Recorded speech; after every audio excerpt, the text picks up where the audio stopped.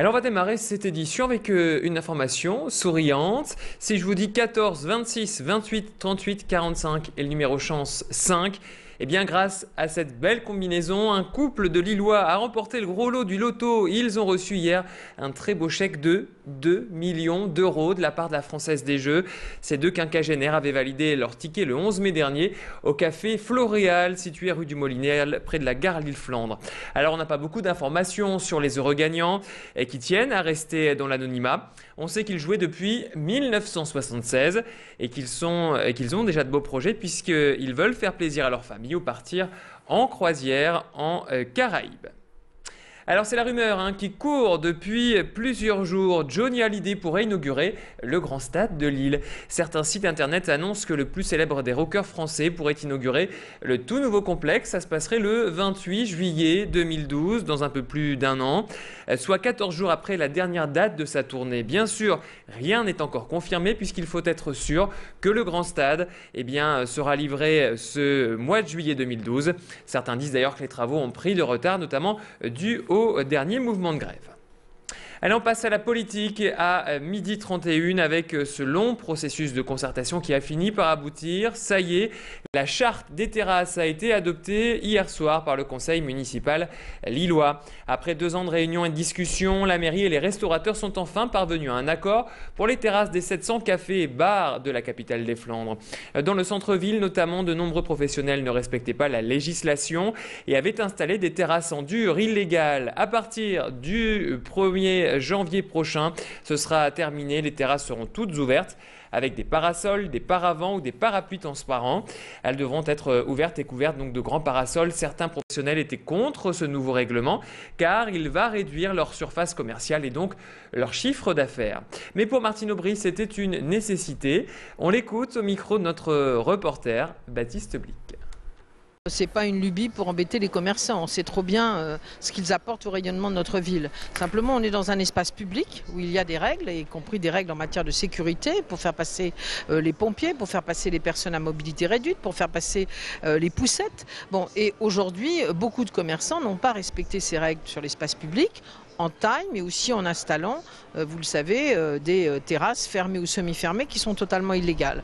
Voilà, donc nous voulons re-rentrer dans la légalité et en profiter, parce qu'il y avait des problèmes de concurrence entre ceux qui respectaient et qui ne respectaient pas la réglementation, et en profiter aussi pour travailler sur un esthétisme commun.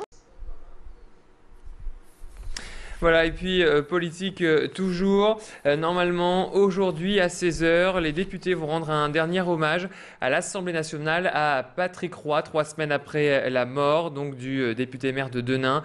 Les élus ont prévu de se recueillir vers 16h pour célébrer une dernière fois la mémoire de cette grande figure de l'Assemblée décédée le 3 mai dernier des suites d'un cancer. La saison est terminée pour le LMBC, une saison riche en rebondissements après avoir démarré sur les chapeaux de roue. En remportant les 6 premiers matchs, les Lillois ont connu de grandes difficultés cette année, notamment enchaînant les blessures des joueurs. Mais c'est sûr, le LMBC restera en Pro B l'année prochaine avec Fabien Romeyer aux commandes de l'équipe. Alors hier soir, Alexandra Gossin recevait Servais Tomavo. Le président du club nous livrait ses objectifs pour la saison prochaine. Et puis il a également évoqué les bons résultats du LOSC, titulaire désormais du fameux doublé Coupe et Championnat de France. L'année dernière, on avait reçu quelques joueurs du LOSC qui sont venus nous voir jouer au basket. Et nous étions en tête du championnat. Et Adil Rami est venu, il a été au VIP. Et je lui ai posé la question, quelle est la différence entre le LOSC et le LMBC? Et il m'avait répondu à l'époque que le LMBC était en tête de son championnat et le LOSC était dernier à l'époque. Donc vous voyez, dans le sport de haut niveau, les années passent mais ne se ressemblent pas. Tourcoing accueille un nouvel habitant un peu particulier, Buddy Bear. Un ours allemand a pris ses quartiers devant l'hôtel de ville. Rassurez-vous, il s'agit en réalité d'une œuvre d'art offerte par l'artiste David Véron. Ce bel animal rouge et noir a été remis à Tourcoing dans le cadre d'un jumelage avec Berlin.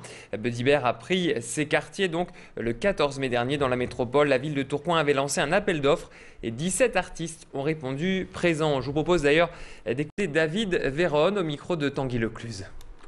Le but, c'était vraiment on voit ce partenariat de Tourcoing et de Berlin.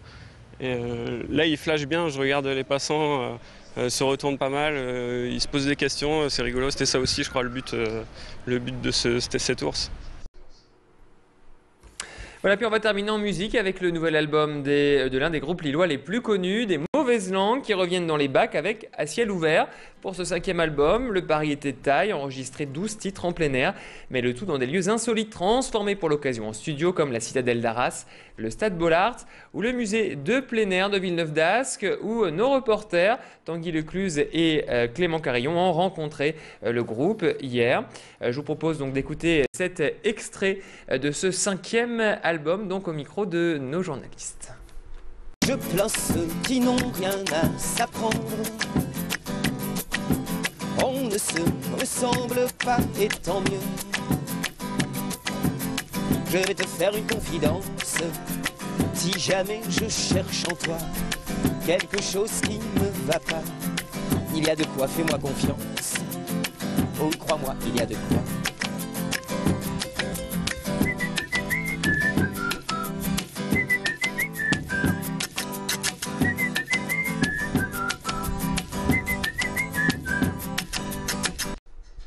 Voilà, Ciel ouvert, donc c'est à découvrir depuis hier dans les bacs. Le CD est disponible dans les bacs de tous les magasins. Alors c'est la fin de ce flash, on va se retrouver dans une poignée de secondes pour la météo.